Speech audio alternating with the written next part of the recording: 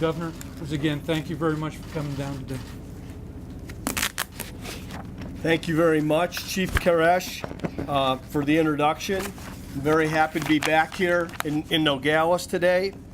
A governor has no higher priority than public safety, protecting a state and its citizens. The people of Arizona have been calling on the federal government to secure this border for many years. With efforts like our Border Strike Force, we've been able to combat the illegal flow of drugs, human trafficking, and weapons into Arizona. And I'm grateful today to have a federal administration that is finally taking action to secure the border for the safety of all Americans. Some of the guardsmen and women that you see here today, along with personnel from the U.S. Department of Homeland Security and other federal agencies, have been working in partnership with our local sheriffs and police chiefs to keep our communities and our nation safe along our southern border. With Operation Guardian Shield underway, more members of the Arizona National Guard have joined them to provide a much-needed support for these ongoing security efforts. I have no doubt they will be an asset to the operations taking place here. I receive regular updates on border activity, but with the recent surge that we've seen, I wanted to come down to the front line in Nogales and see it for myself. I want to hear from the experts and see our border security operation in action. I want to express my thanks and gratitude, along with my support, once again to everyone at every level for the work that you do to keep us safe. We're truly grateful for your service. Thank you. What kind of questions do you have? There is some question that a lot of this is more show than go, that the real need is with the agents who are doing the customs work at the border, that's where the real need is. Will any of the National Guard be actually working with customs officials? This should not be a surprise to anyone. This has been an issue in Arizona for the past decade. We had to put together a border strike force that is led by Colonel Milstead because there was no attention being paid to what was happening on our southern border with drugs and human trafficking. With the recent surge that we've seen, not only month over month in the last 60 days, but a 200% surge year over year, for this administration to call up the National Guard or call on the governors to call up the National Guard to work with the Customs and Border Patrol is much needed. But so are they going to be working with customs agents at the they are going to be working with Customs and Border Patrol at the border.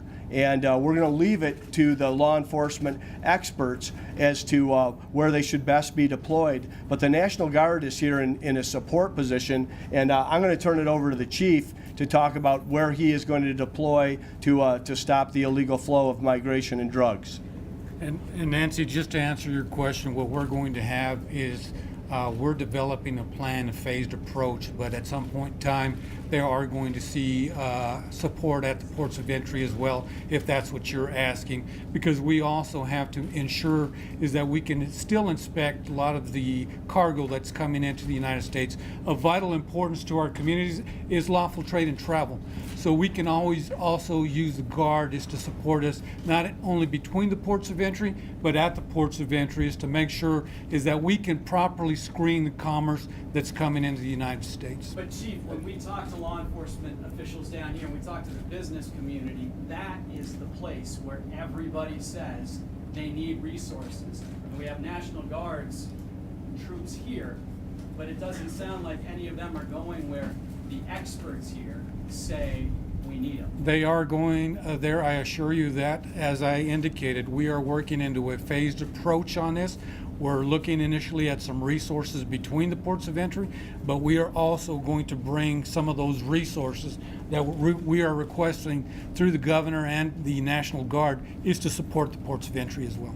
Governor, if you regard this as Governor, I'll come here, I'm going to come here, and then I'll come over there. Governor, if you regard this as urgent, why did you call up the Guard on your own authority before now, and if budget's an issue, why not request a Title 32 activation? We received a phone call from Secretary Kirsten Nielsen before the numbers were even released, informing the border governors, myself, Governor Jerry Brown, Governor Susana Martinez, and Governor Greg Abbott, of the surge in activity at the border. Of course, we're aware of it as well. They informed us that the Department of Defense would put the order forward. The funding would be available through Title 32, so it doesn't affect Arizona's general fund, but the funds flow from the federal government.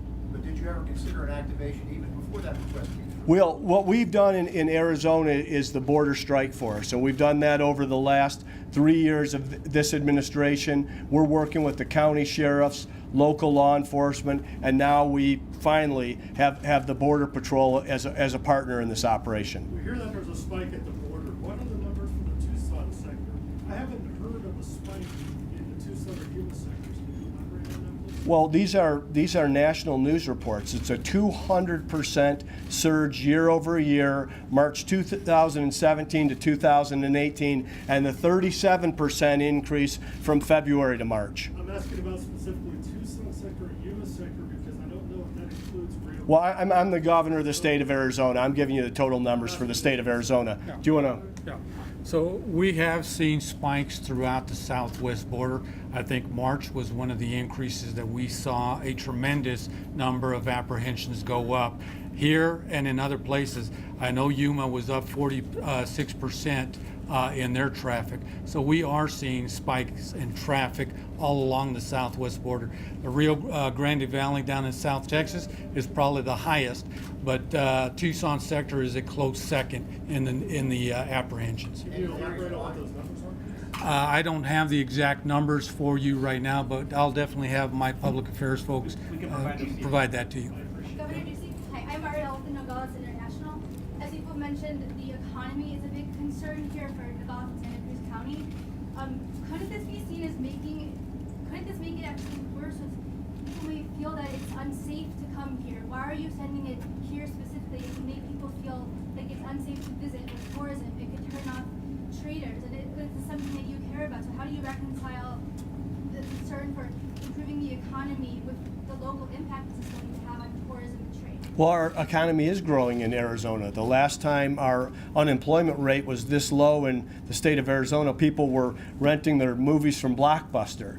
So it's safe here in our state. Our economy's growing. People are moving to the state. Over 200,000 folks have moved here over the last 3 years. But we also want to protect the public. And border security is public safety. And we want to stop the drugs and the human trafficking that's happening coming across the border. So we're working with the Border Strike Force. We're working with the National Guard and the Border Patrol to do that. But why send it to Nogales? Nogales, the economy is not good.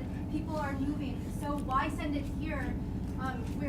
Why not? Well, listen, we have to. AP headlines and national headlines are going to say National Guard to Nogales. The National Guard is going to the southern Arizona border. A governor has to balance the responsibility of growing economy with public safety, and public safety is going to come first. But Governor, are you worried about the optics that you believe that the situation is so dire that you're mobilizing the military to come here? What is I think every Arizonan and every American realizes what has been happening on our southern border. We're just focused on border security here. So the optics of it are you have a government, both a federal government in Washington, D.C., and a state government that's working together and acting to partner and to protect its citizens. Governor, coming out of Sonora, word is that the business and the government community there are not very happy with you right now. They feel like they've been kind of taken by surprise. Have you had a direct conversation with Governor Pavlovich? I have a wonderful relationship with Governor Pavlovich and her team. My team was with her team yesterday, and the briefings on the situation and an understanding of the operation. I haven't talked to her on this specific issue, but I talk to her all the time. I see her every few months, and we have a very close relationship. We have a friendship. One more, guys, one more. Following the deployments in 2005 and 2010, the GOA released a report Department of Defense said that it was very concerned about, and this was the Department of Defense, very concerned about creating the perception of militarization of the border. That is what these people are, is militarization of the border. Does that not concern you? There is no militarization of the border. The National Guard is here in support of the Border Patrol, and it is the Border Patrol that is in the law enforcement position. And I'm going to let the leader of the Border Patrol talk a little bit more about that. Chief? Thank you very much, Governor. I think it's important for everybody to realize we do have drugs. We are facing an opioid epidemic, as the President has talked about. We do have weapons smuggling that occurs on this border. We do have illicit cash that goes across this border. So I think it's incumbent upon all of us to do everything we can is to protect the communities we serve.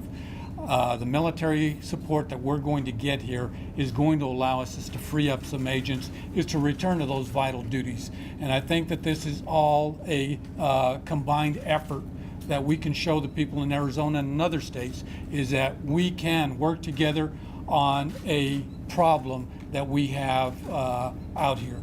So I know it's something that people are thinking that why are we doing this now? This is something that's happened under previous administrations, both with the Bush administration and also the Obama. So I mean, I think it's important sometimes for us is to see is that there is a need for us is to get support. There is no one agency, whether it's here in Arizona or in other parts of the country, that has enough resources is to tackle the problem, especially with the amount of money that a lot of the cartels have in operating down there. Chief, wasn't this triggered by the president's viewing this caravan of people coming through and going to smash into our border? Isn't that what triggered the concern and triggered the National Guard? Nancy, I think that this has been a topic that we've been looking at for some time. We've had numerous caravans that have come to our borders in the past. That is where, of course, we have the mission is to intercept that. That is not what we're asking the Guard to do. We're asking them to help us in certain areas so that it will give us the resources is to apply to the border. Make no mistake about this, immigration work is a responsibility of CBP and the other agencies within DHS. Thank you. Thank you. Really Thank you. seeing Thank you, everybody, for showing up. If again, I gave you a contact number for our shop, for our public affairs shop. If you have further questions, please reach out to them, and they should be able to answer your questions for you and provide those stats. Thank you. Thank you.